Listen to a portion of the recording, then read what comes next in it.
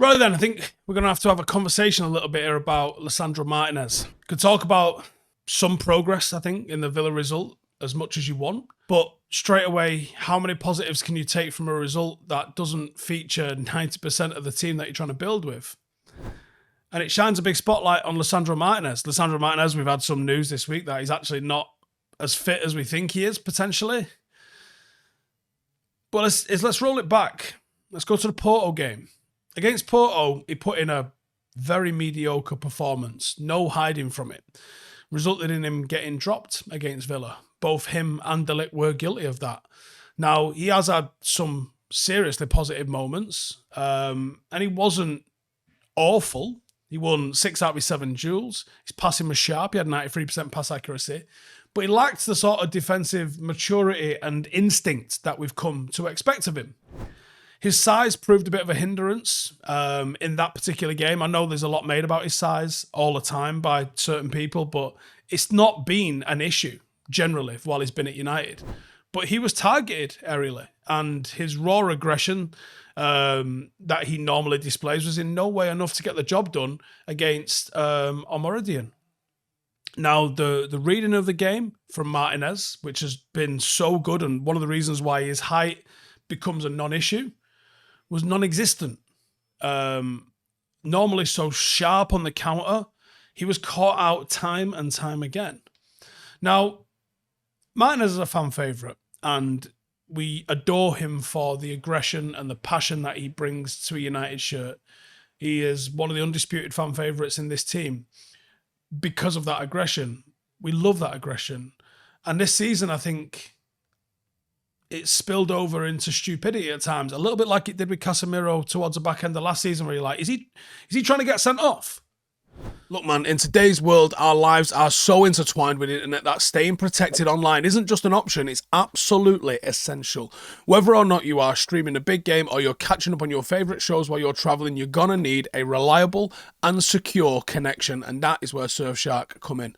Surfshark is your go-to VPN designed to keep your digital identity safe while giving you the freedom to explore the web without restrictions. It encrypts your data. It shields you from the prying eyes, whether you're looking at hackers or big corporations that are trying to track your every single move. There's 3,200 plus servers in over 100 countries. Surfshark opens up a whole new world of content, from unblocking your favourite sports streams to diving into the global Netflix libraries where you'll get all sorts of different content, bypassing geo restrictions and accessing whatever you need no matter where you are. You want to watch BBC iPlayer or ITV while travelling? No problem. Surfshark ensures you are always connected to the content that you love. And the clean web feature takes things a step further by blocking the ads, the trackers and the malware so you can enjoy uninterrupted, secure browsing experience. Plus, one Surfshark account covers all your devices. That's convenience. If you're ready to level up your online security and freedom, head over to surfshark.com/Howson for an extra 4 months of Surfshark. There's also a 30-day money-back guarantee. There is literally nothing to lose and so much to gain. Your online protection and access to a borderless internet start with just one click. So thanks to Surfshark for sponsoring today's video. Check the link out in the description or surfshark.com/Howson and start browsing securely today. The two-footed jump on the ball against Palace was just mad. Charging out of position against Spurs after Bruno had been sent off. Roaming around against Porto after Bruno was sent off. It's just seemingly more and more instances of poor decision-making and errors that are reflecting what can only be described as a bit of a head loss for him. And I think that's probably why he was dropped. I was going to say probably and potentially at the same time then. And I got probably. But these positions that Martinez has taken up could be tactical. I think that there's been instances where we've seen him setting up in front of the three and behind him. That's a more advanced position, probably to do some more advanced aggressive shit. And I think that shows elements of what he's about. The manager knows him, remember. But he's also, I don't think, performing to the manager's standard, hence why he gets dropped. If the manager wants one thing, you go off and do your own thing, you find yourself sitting next to him wondering why. Now, you can talk about rotation, you can talk about tactics, you can talk about whatever, but he didn't feature against Villa for a single minute. And that's damning. His centre-back, De Ligt, came on as a late sub. the 47th minute, 46th minute, I guess, half time for Harry Maguire.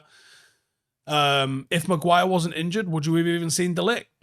And then you have the injury, where it's a viable option because we know that Martinez is match fit and we've played him at fullback before. You could bring Martinez on at fullback and move Dalot over to right back instead of bringing on Lindelof, who's absolutely cold, and barely featured.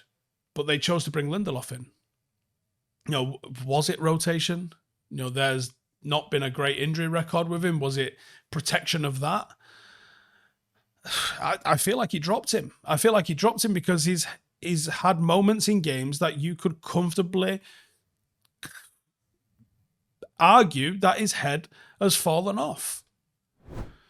And this is a shame because Martinez has been fantastic for Manchester United since we signed him. He's been a leader. He seems to bring the right stuff. There's instances of him correcting others' sort of wishy-washy or wet behavior on the pitch, getting them to focus. He says the right things. He does the right things. He carries himself in the right way. He brings a little bit of madness. He brings that aggression that sometimes can boil over. And I am here for that. I don't want your fucking Michael Owens just boring. I want players to have a bit of character and a bit of bollocks about them. And Martinez is that. You look at some of my favourite players, from Rooney to Keane to Nemanja Vidic.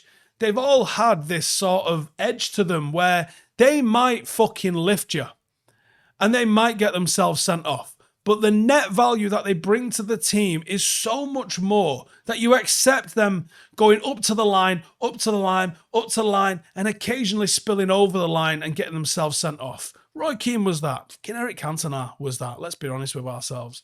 Nemanja was that, and Wayne Rooney was that. Tiptoed along that line so often, so frequently, and you loved it because they played like they give a fuck. And Lisandro Martinez plays like he gives a fuck. Now, for whatever the reason was for benching him at Villa Park, the fact is he needs to get his head straight. He needs to get back playing for us like the player that we fell in love with at United. He's not far off the level, but the drop-off is noticeable. It's barely noticeable, but it is noticeable. He's not the, by far and away, standout centre-half that he has been since he joined the club. Johnny Evans came in and put a performance that kind of was like, you watching? And I think De Ligt has been putting in those performances all season as well. Aggression's very useful, but there's a fine line between being useful and being stupid. I have very high expectations for Martinez because I think he's a player that demands very high expectations. I think he's fantastic. I genuinely think he's one of the better centre-halves in the world. But he's going through a bit of a wobble at the moment. Now, all good centre-halves go through this, and they go through this even more when the team's going through a transitional sort of period where they're expected to do different things. They're a position that kind of just needs repetitions of the same thing to really start standing out. But that's where we're at with him. We need him to be the experienced leader in this backline that's surrounded by new players. And obviously with the news that Mazraoui is going to be out for an indefinite amount of time, you need as many familiar faces in there as possible. De Ligt and Martinez is a great basis to build from. It's going to be a while before Euro can start putting pressure on that. The rotation options at the moment, with Maguire being injured, is possibly Lindelof, although he might be required to play right back with Luke Shaw being out, Malacia being missing, and the recent Mazraoui development. So, what we're looking at, Johnny Evans. Now, as reliable as Johnny Evans has been, and as fantastic as he is every time he pulls the Manchester United shirt on, I don't know if you could demand it of him more than once a week. And that's where having somebody you can rely on, like Lisandro Martinez, as your first choice centre-half is not just good, it's a requirement. I think he can get back to his best, but let's be honest with ourselves, there's been a wobble. Let me know your thoughts in the comments. I'll see you in the next one. Laters.